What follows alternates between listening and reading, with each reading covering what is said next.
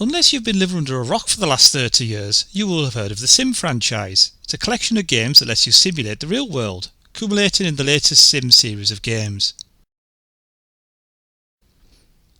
This was a brainchild in the late 80s, and a computer game designer by the name of Will Wright created a game called Raid on Bungling Bay, in which you controlled a helicopter and set off rescuing a city. One element of the game was the city creator, which interested Will, and the idea for Micropolis was born. This game was later renamed to SimCity so not to attract any naming right lawsuits from a computer company over in the USA. The publishing company Maxis, which was the brainchild of William, in 1989 released SimCity for the public, first for the Amiga and the Apple Macintosh, and the PC and the Commodore 64 later in the year. The version we will be looking at today was released as a launch title for the Super Nintendo. So, today, Noob Game Reviews will be looking at SimCity on the Super Nintendo. Released alongside the console on the 26th of April 1991 in Japan, August 91 in America, and over a year later in Europe on September the 24th 1992, SimCity was an instant success.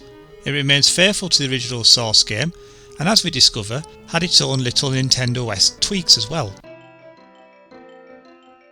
The game starts with an option to practice, start a new city or complete a scenario. If you have a previously saved city, you do get the option to start that up again as well. Selecting Start a New City gives you the option to choose one of 1000 predefined maps. These don't change, so if you like the look of one, remember the number. Once you select the map type, you can choose your starting difficulty. The harder the level, the less money you have to start with, and the more likely things are to go wrong, but more on this later.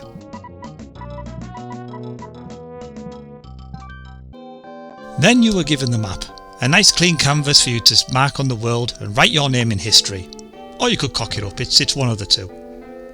The screen is divided into 4 sections. The main map screen, which is the big map right in the middle, the construction pane on your left, the options bar in the top left, and your status bar in the top right. The status bar shows the current population, how much money is in the city's kitty, and what type of zones your cities need. There is a bit of a lag in this however, so be careful.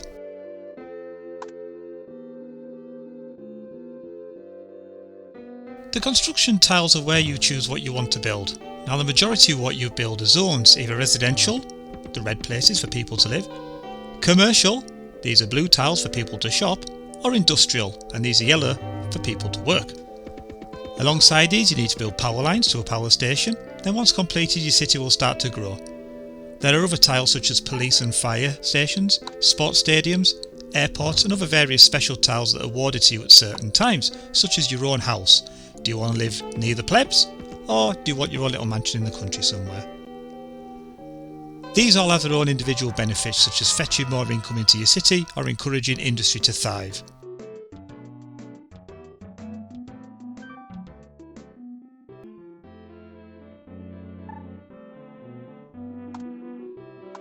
Your city needs ways for your citizens to get around, and this is where your roads come in. These can get quite busy and add to your pollution levels, and this in turn leads to your citizens' unhappiness. One of the top tips from me is to start with the rail option from the get-go. Yes, it costs more, but it will pay for itself in the long run. Along the top left is your options bar. This gives you all the information you need to see how well a job you're doing. The map icon lets you know information like land value, crime rates, police coverage, etc. All information you will need to plan out your city. The tax icon lets you set the tax value. This gives you income once a year for you to build. A quick game this isn't, but you get out what you put in. If you're feeling that way inclined, you could unleash disasters on your city, although they do come randomly throughout the game if you want. There are 6 you can choose from. You can have a fire or a flood, a tornado or an air disaster, you can have a monster attack, or you can have a nuclear power plant disaster. All fun ways to test your citizens. You do deal with them all in different ways. Here you see in the SNES version, the monster attack is by our old friend Bowser. Where's Mario when you need him? You are aided by Dr. Wright, the namesake of the game's creator. He gives you hints and tips along the way. He also alerts you to disasters, and he gives you hints and tips with how to deal with this. For a strategy game, the graphics are rather good. The animations and little bits of detail are excellent, and every time you look at your tiles you will see something different. This was a great launch title for the Super Nintendo.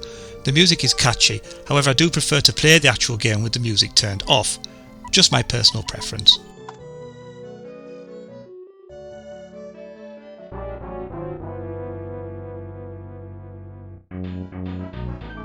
The scenarios section gives you different disasters or town planning issues to deal with. They all have a yearly base time limit, and they are good fun if you tire of the main game. Here is one of the introduction sequences to one of them sections.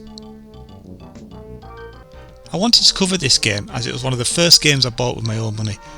I bought it second hand in a game shop in the local market back in the day, played this for hours and still like the odd blast here and there. If you have an addictive personality and you have a bit of a time on your hands, and at the moment I think most people do have time on their hands, you could do a lot worse than this game. That's all for this episode. Don't forget to like and subscribe, and I'll see you next time on Noob Game Reviews.